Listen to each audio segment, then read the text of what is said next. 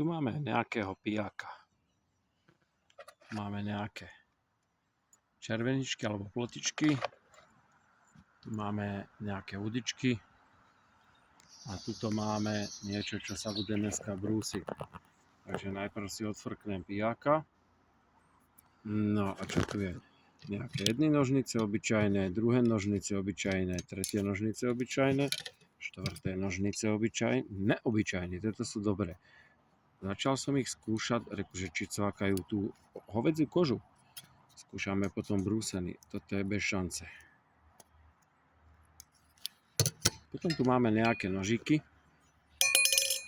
Tieto sú celku pekné, tvrdé. 1, 2, 3. Plne bežná sada a pomerne dobrá. A mám tu nejaké KDS-ko, ale takto mäkké KDS-ko som ešte nemal, takto hybné. Vyzerá veľmi pekné. No čo? Pôjdeme brúsiť. Počkáme, kým zabere nejaký kaproslav.